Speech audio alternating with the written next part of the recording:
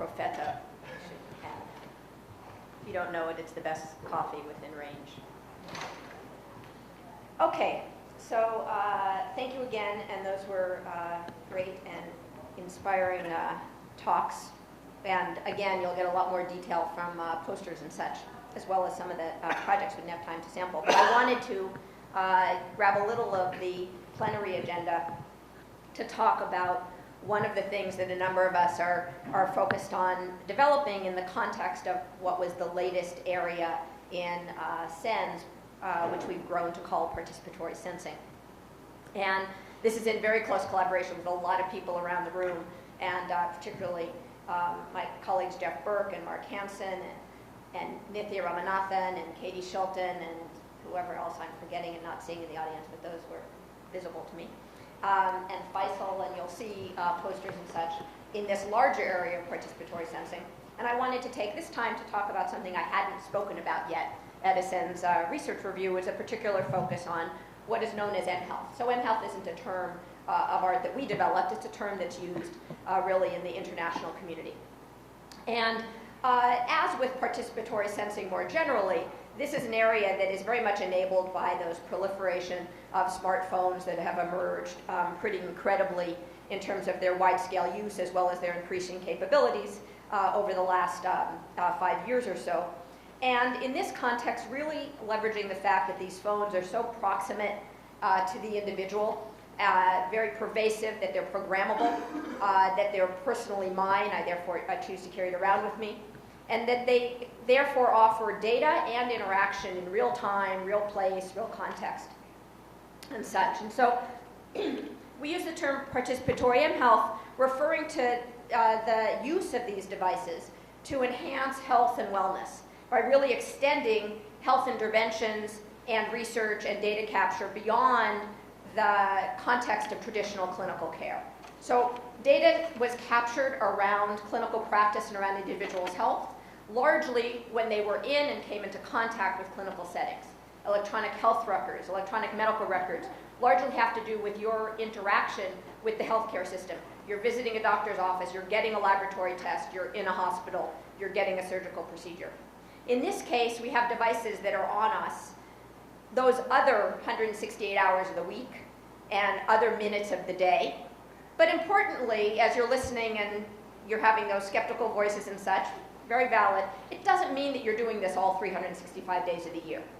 But it's that proximity through the course of the day that is so important. And we also have some collaborators at a number of other institutions, and really this is an area where we're trying to grow that collaboration base and increasingly move to open infrastructure, which I'll talk about towards the end. So to give you a sort of a visual of what we're talking about, and I'll back up a little bit, is this is individuals using their mobile phones to capture things about their actions or their physical state. Some of it is through self-report, and some of it is automated. So it can be an activity trace through the course of your day, out of which you're able to pull out how mobile are you, how much are you self-ambulatory versus relatively sedentary, how much are you out and about as opposed to more holed up. Think about antidepressants and what that pattern of your life maybe looks like under treatment and not. And so this technique, which is a very old one, known as old with respect to information technology and smartphones, experience sampling, a technique developed in the 80s by a professor at University of Chicago, Csikszentmihalyi, really a social psychologist, something in that ilk, developed a technique called experience sampling. And really this is just about using your phone and using a smart, adaptive experience sampling methodology, along with the contextual information that the phone can give, geocoding, what that geocoding tells you about where you are, obviously time-stamping. And this data comes together in a, hopefully, if we get our way and influence the world and how these systems are designed, it comes together in a personal data repository. And I will say more about privacy a bit later on. And then you have the aggregation and the trend detection and the anomaly detection, basically the extraction of features of those combinations of streams, and then you have the presentation of that data to whom? to the clinician, to the researcher, to the individual, in some combination of those, depending on how this is used. So this is that overall picture of what we mean when we talk about participatory mHealth. In different ways, in one way or another, this is that flow of how it's being used. Self-report, experience sampling, self-measurement, biometrics, activity traces, coming together, and then, very importantly, you have to do the sense making that we started the day off with to pull that out and make it be useful information to the different parties who are interested. So I'm going to step back a moment and say why I think this is important and interesting. Just to remind you of the depressing statistics. Well, 3 behaviors cause a third of U.S. deaths. Diet, exercise, smoking. Well, it's poor diet, lack of exercise, and smoking. 50% of Americans have one or more chronic diseases. I was at a small workshop I ran in China, and my medical colleague stood up and was making this comment, Dr. Ida Sim from UCSF, and a hand raised in the audience by one of the local Chinese said, wait a minute, you must mean 50% of American patients have one or more chronic diseases. I said, no, 50% of Americans have one or more chronic diseases, meaning it's not just those who are in some kind of active medical treatment. And that age of onset that is getting younger and younger. And the other part of the motivation is that chronic disease prevention, chronic disease emergence, chronic disease management, and the research about it happens largely in the context of daily life. Most of that chronic disease plays out in the context of daily life, not in a clinical setting. And so in the past, access to data about it has been very poor. I would say in the present as well. And so our approach, and it's not just ours, fortunately, we want this, this very much is a global movement, is to help individuals, communities, clinicians, to really continuously improve our very much patient-centered, personalized health and healthcare through data collection and sense-making, it really should say, 24/7. Because in order to address chronic disease, we need better data about what works and what doesn't. And then eventually, and very importantly, we need the individual to be acting on that data and to adopting habits and adaptations, because in the end, chronic disease can only be addressed through at least a large portion of prevention. The old adage of an ounce of prevention is worth a pound of cure certainly applies here. And so again, leveraging those mobile devices to do that is an opportunity to leverage an existing deployed technology. It's all about affordability and it's all about opportunism. It's not the perfect sensor if you look at it as an isolated device, but it happens to be the perfect instrument because it's in people's pockets. So I won't read all this to you, but just to give you a little bit of a sampling of the range of things we're talking about. So I'm talking about sort of one of the most obvious ones that comes about is you think about the emergence of diabetes, obesity, metabolic syndrome as a cluster of things that are very much focused on people's habits and in which the managing and titration of medication is so critical. Looking at one that you might not necessarily have thought of, increasing incidence of epilepsy from soldiers returning from our engagements, but other places in the world as well, because result of head injury can be lifelong conditions of epilepsy. It's again a condition where most of it gets managed during the course of someone's everyday life, and it's a combination of stress factors and medication management that lead to different occurrence of intensity and frequency of seizures. The data on how does a certain medication work for an individual in terms of affecting and managing the frequency and intensity on type of seizures that occur is very, very poor because there hasn't been a reasonable way to get people to capture that kind of data. Skipping down to the last one, in the area of antidepressants, for example, which certainly I know that there's a science behind the prescription of antidepressants, but there's a hell of a lot of art and a hell of a lot of just empirical what has worked in the past with your patient pool, and you work with an evidence base, but there are a range of drugs and a range of dosages, and it's very much one where you try to keep conservative in what dosage you give to somebody, and you send them away, and they come back in 2 months or as frequent as their Insurance will let them come back to see if that medication dosage has been effective for them. But the drug maybe has taken 2 weeks to stabilize. You're sampling it at 2 months, right? So you already have a factor of 4 delay in terms of converging. It's also an optimization problem in converging to what's the optimal treatment for that person.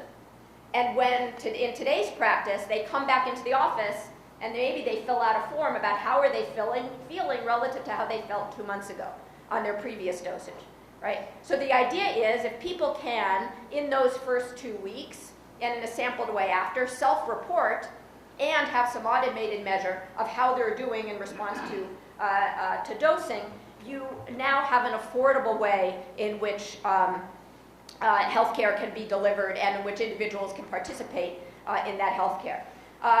You'll see some posters around the room about and wellness, for example, and this is just some material I stole from that in a recent paper that John Hicks presented in San Diego, where the state, to represent a little bit of where the state of our work in this area is. As is the tradition of CENS, we start with pilots. We start with trying to do things, and in that iterative way, taking an approach that seems to make sense in a very specific context and specific disease, specific research question, and try to learn from that. And we do that across a number of those so that we get some triangulation and start to learn about where the general patterns are. And so here's some data that Nithya, Beta, and others can talk to you about in terms of initial looking at this technology that initially we do through focus groups, moving into design and deployment. One of the interesting things here is that some of our issues that we're very interested in bringing into the system aren't necessarily the issues that our target users are as concerned about, privacy being one of them. And so we try to have this influence our priorities in the system while still keeping an eye on those things that we want to explore longer term. This is an example of one of our sort of base system that we're designing to support that full range of applications. So there's this very interesting interplay, I think, in the way information technology rolls out, in that we're always seeking universality and generality, although I think something we've learned at CENS is that it's hard to get there if you just go head on in a greedy algorithm of always seeking maximum generality. So we sort of get to that universality by these deep dives. I now seem to be influenced in all my metaphors by the previous talks, at least I was listening, right? By these deep dives through specificity of going after something specific and reusing the tools and the algorithms and trying to pull out from that what is universal. And so, and wellness is our context, our system that is acting out that, trying to pull out the universal from the very specific. So we're doing very, very specific deployments focused on specific health conditions with specific medical practitioners and specific target populations, but we're using one system to build it. And so, again, I'll leave the details to the poster session, but out of that initial researcher described, here's what a particular health concern and demographic might need, a set of focus groups. Here's what is emerging in our overall system, where we have the ability to author the surveys. Those are the sets of questions or prompts, prompted measurements, check your blood glucose, take your weight on the scale in the morning, or report on your symptom or side effect intensity in the afternoon, report on something around exercise or diet, whatever that combination is right for that person, for that particular condition. We call those surveys, and the ability to flexibly author that so that the same system can be used by somebody studying cardiovascular risks in new moms to somebody studying epilepsy or ADHD in young adults. So the questions are all going to be different, but if you have a system that's generally scriptable, then you can support all of these applications using a lot of the same underlying infrastructure. Triggering is another key component. One of the whole ideas here is your phone can be smart about when it's asking you that particular question, or when it's reminding you to do something that is part of your self-care. And so gestational diabetes, the pregnant woman needs to take her blood glucose before a large meal. How do you detect before a large meal? Not such an easy thing to do, but you sort of include the person in the process. We're not focused on wiring them in some way so that we can measure, perhaps detect when they're hungry or when they're likely to eat, but we're interested in sort of pragmatic things, such as maybe in the morning you ask somebody, when when do you expect to have lunch or dinner, right? And you schedule a prompt to come up some 20 minutes before that event. And maybe over time you introduce some machine learning and the thing begins to learn somebody's patterns and needs less of that explicit training. And then triggers can be based on location and time and things that are more easily detected than something like you are going to be eating in another half an hour. And then what are they prompted to do? They can be prompted to answer some self-report questions. They can also be prompted in one of our applications. There's a notion of you don't always want to be prompted at certain times that maybe clinically is determined, but rather there's something going on that the clinician or you want to capture its frequency or when it tends to happen. So think about stress events or sort of maybe undesired or unplanned eating events, okay? Those are things that you would just like to be able to tap on your phone. Your stress button or your eating event button, it's timestamped, geocoded, and it gives you a sort of pattern to go back and look at to try to see what you, as an individual looking at your own data or in consult with your clinician or counselor, might find. All of this comes together. Those are all just a bunch of specific examples, but that overall notion of that kind of a system, we believe will result over time increasingly in having individuals' personal data streams really create these living records. So they're not so much your static electronic health record. Maybe the term record is just even wrong, right? But they're these, in a way that you see those sort of Twitter feeds or somehow these dynamic records of something. They're the pulse of something, right? These are these combined living records that are a combination of our biometrics, our patient reporting. Again, we're not doing this 365 days a year. You're doing this at times when you're trying to inform an intervention. You've just had your medication adjusted. Somebody's trying to determine if you need some medication adjusted. You're trying to change some health-related habit. That's the, or you've just received your pizzarola badge, right? Which should trigger you to have some intervention that might come into play associated with healthy eating. And there are other things like inferred patterns that are very fundamental, and we're increasingly finding out to lots of things like sleep. Another emerging study that we're doing, because sleep, as it turns out, is not just a determinant of our ability to concentrate and our cognitive function and such. It also turns out increasing medical evidence that it's one of the things that contributes to the development of diabetes. So all of this is something that we see as living in the context of personal health records, electronic health records. It's not instead of them, but it's bringing individuals into the loop. Thus we call it participatory. We have a number of studies in play, somewhat opportunistic, where we could find people with pilots who were willing to engage, where there was some funding available. And this just gives you a size of, right now we're talking about small-scale pilots in terms of the numbers of people involved, and across you see some of the things that are being sampled or detected or questioned or queried about. And what we really like to do is work with the larger community to grow this list of participatory mHealth pilots that are in play. And so an effort that I'm trying to launch, particularly with a colleague of mine from UC San Francisco, I mentioned before, Ida Sim, is to really try to create an open mHealth initiative. There are mHealth applications, commercial applications that have begun to emerge. That's good. They all have a characteristic that I think is a little unfortunate. It's the nature of how things emerge initially, which is that the mHealth model in the marketplace is that you download an application. Maybe it's one that I use to monitor diabetes. It's an application that's on my phone. It's a proprietary application, and the data goes to a proprietary database that belongs to that commercial effort, and that they do some processing and sense making, and then they sell to your clinician or your hospital or your medical system that service of being able to see the data, not export that data really, but largely being able to see it through some kind of web portal dashboard kind of thing that Mark has taught us all is not the way to produce data. And so it's an important way. That's how things start to emerge. But we want to be able to mix and match all these different techniques. What works for one person is going to be tied into a social network. For another person, they're going to have certain kinds of triggers. You have multiple, increasingly, as I said at the beginning, you have multiple chronic diseases. So what are you going to do? If you have 4 diseases, you're going to download 4 proprietary applications and your clinician is going to go to these 4 different websites to do some sense making across them, that doesn't make any sense, right? It's the way things start to emerge, but it's not the way to create a really innovative ecosystem. We want something that looks more like the internet. So this graphic, which I'm maybe not even supposed to show, oh, this gives us something I'm very excited about, is we did get a small rant.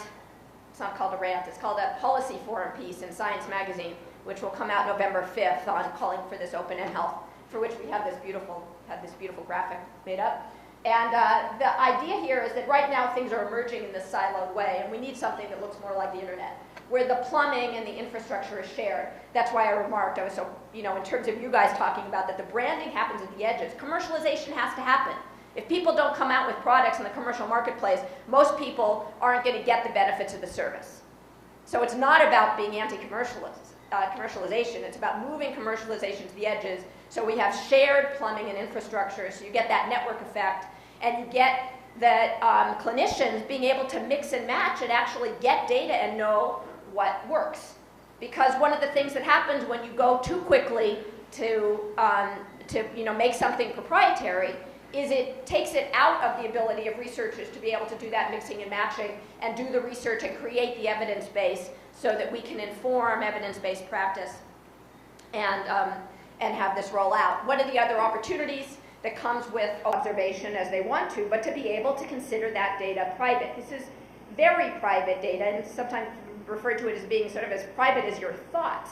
And so it very much reflects your behavior when you start to see your geolocation traces and what you're doing in all those places and your self-reports on those symptoms or moods. So the notion of the personal data vault, for which there are a couple of posters as well, is the idea that your data, your personal data, should be able to come to rest in a place that is entirely private. Not mined by anybody, not subject to anybody's targeted advertisements or anything else. And what you do is you have filtered release of that data in an automated way that allows you to turn on release of that data to third-party services as you want to. But it can be features extracted from the raw data. It can change over time, and you remain in the loop. And the challenge there, of course, is to do that in any sort of a usable way. So just to close up here, as I started out saying in talking about participatory mHealth, this is really a shared architecture with participatory sensing writ large. This is the larger participatory sensing activities you'll see around. And in this context, before we started working in health applications, the notion of a participatory sensing campaign emerged as a very helpful one for us. And in fact, we've retained that language in our context of working in the health context, in the health domain. And the idea of a campaign is that this is sort of what differentiates it from Flickr, or from tweeting. The notion that you might have targeted investigations with, it's sort of, I've said it's like Flickr with a purpose. So you have spatially and temporally constrained systematic data collection. There's human-in-the-loop sensing to gather that data. You have people, I know that it is anathema to some to think about a person ever being more reliable or intelligent, sorry, I'm giving you a hard time, than getting that data directly from a machine. But when it comes to things like how I'm feeling and my symptoms relative to something, I'm exactly the right person to report on that, not only a device. So it's a combination of manual and automatic classification, and hopefully using the automated part to make it smarter and smarter, less and less burden, and very importantly to do the sense making. So participatory sensing overall has lots of precedent. It's named after community-based participatory research. It really draws on traditions from the social sciences, photo voice, experience sampling that I mentioned, and citizen science. And we've had some projects that are described around the room that have been really informative to us, such as a collaboration with the community groups in Boyle Heights. It's called Building a Healthy Boyle Heights, and again, there's a poster around it. And then finally, I wanted to point to something we're really excited about, which has grown out of all this participatory sensing work, and it's a new project that we now get to say is officially funded as of earlier this month. It's from the National Science Foundation. It's a math science partnership with LA Unified School District and Center X, which is a really incredible research center out of the School of Education here on campus. And the idea behind Mobilize is to bring, through participatory sensing, this notion of computational thinking into the classroom and in some sense into everyday life. And so we're taking the work we've done over these last few years in participatory sensing, rebuilding a very flexible and robust, you can talk to Hangsuda about it. She's our first employee brought in on this specific project for Mobilize, and there is a poster about it as well that Jean Ryu, who's been involved from our last year's effort, can tell you about. And the idea is to make it be possible that students in the high school classroom can author participatory sensing campaigns. So they can decide what it is around their school or in their neighborhood or in their life they want to do some systematic data capture around, be involved in the design of that kind of experiment, the execution of it, in recruiting other students to use these mobile applications to do that systematic data capture, and then very importantly, through Mark's creativity and input here, to have a curriculum around it that helps them learn about data as they investigate their own data, and very importantly, in the context of other sort of contextual data sets. So another lesson we learned from CENS is while we're all focused on this embedded sensing, those individual embedded sensing data points really only come to life when they're interpreted in the context of other data and models.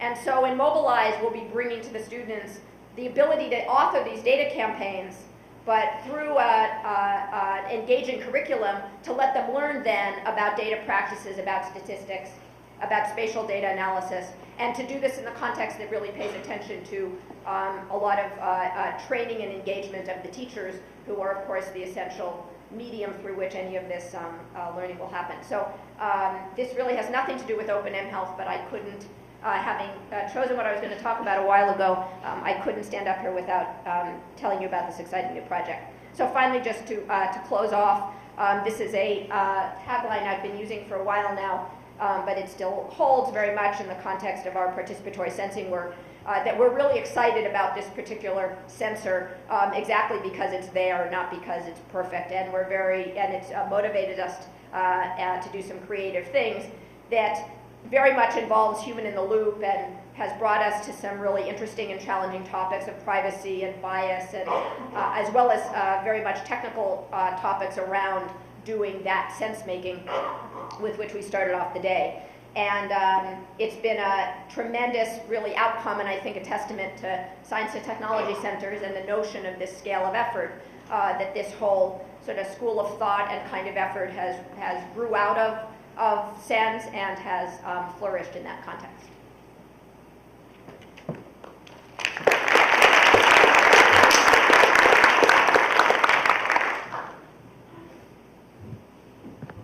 Okay, so we're a little behind schedule, so we're going to